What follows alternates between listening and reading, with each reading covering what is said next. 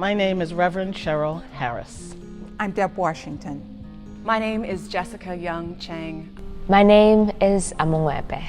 And I am delighted to share my reflections on Phillis Wheatley and her baptism at the Old South Meeting House. On this, the 250th anniversary of her baptism, I think about her Black experience. It's a really special and complex anniversary, I think. Phillis Wheatley was the first African American woman to have her genius in speaking truth to power published in America. Phyllis, the unforeseen, the unexpected, the unanticipated Phyllis. She was intelligent, creative, determined, and spiritual. She was a poet, an artist of words and languages. Her first name, Phyllis, came from the ship that she sailed on from what is now Ghana or Gambia to the United States, and her last name, Wheatley, came from the family who purchased her as an enslaved person. And so the human that we have, the narrative of her that we have, is not who she was. It's not how she knew herself. It is how others named her.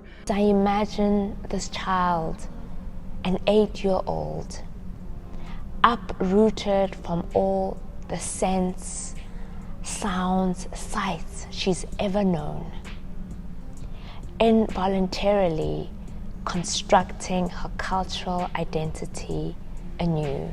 I think about the young Black girl who was a free human being before her capture by slave traders in her homeland and shipped like cargo to the colonies, filled with people who, in years that would follow, would start a revolution to secure their freedom.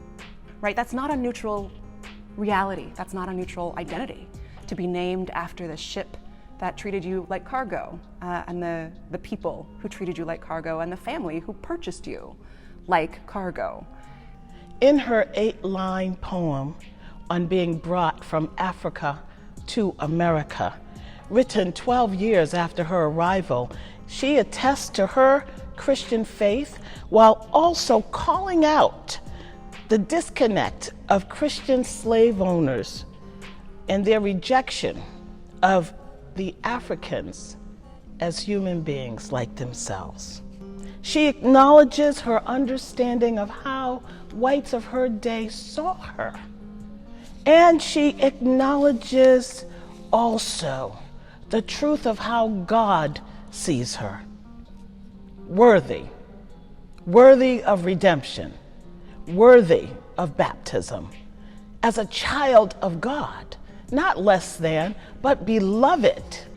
Baptism is one of the great sacraments of the Christian church, and there's such beauty in it and such power in it. And I think of the waters that the person that we know as Phillis Wheatley had to step into when she was climbing on board that boat, the Phyllis, on board that slave ship. And the waters and the way in which those waters are different from or the same as the waters into which she was baptized and made new. Miss Phyllis was endowed with that fire of the Spirit that perpetually burns in the soul of Black folk. Our baptism, just as the Bible says, goes beyond water. Her choosing baptism for me symbolizes a knowing of herself, a valuing of the parts of herself that were disavowed, that unbelong, as well as valuing of who God says she is. Her baptism, like my baptism, like your baptism, is the fount from which love, forgiveness, courage, and faith flow. I believe Mother Wheatley, through her congregational life, found her real identity during those Sunday gatherings where she read that in the Redeemer there is neither bond nor free. In such words, she must have nurtured her true sense of self in terms of identity and dignity. She was able to remain outside the false imaginings of others. From the time that I was a young girl, I have loved poetry, and I have been inspired by Phillis Wheatley. Her baptism reminds me of my own belongingness. It says to me, as a Black South African woman in this America, at this point in time, that I too belong. That God values all of who I am, and I am welcome here. And I should say that, you know, her writer life feels so alive to me because I come to her as a writer. I'm trained as a writer, and so I think a lot about what her experience of making art, making poetry must have been in what Boston and America were during her lifetime, and what they are now, and what has changed and what has not changed.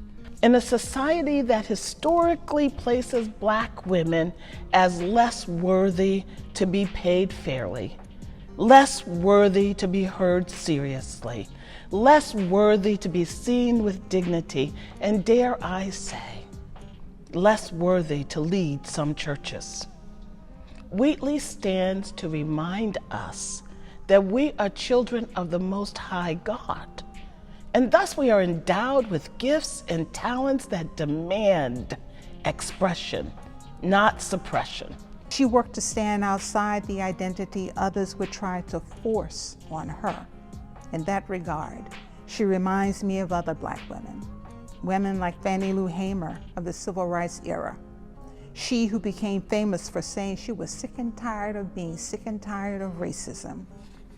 Miss Wheatley reminds me of today's Stacey Abrams, who carries on the battle for voting rights that Miss Hamer inexhaustibly worked for, and that Mother Wheatley would undoubtedly have been a champion along with her sable-skinned sisters. None of that seems clear in what little of her work I've encountered so far. We too can acknowledge realities, harsh realities, without bitterness, and pursue those things that are more excellent, more lovely, for the benefit of ourselves and the wider community. And for all these things, I thank Phillis Wheatley. She had that ultimate quality deeply embedded in the Black experience, endurance. I'm so glad we're taking note of this anniversary. While we don't want to linger in history, we do want to learn from it. We want to learn about those who were able to counterbalance the negative limitations loaded into race with those people's ability to stand firm in the face of it. Dr. King once said, something is getting ready to happen in history. I think he had something there.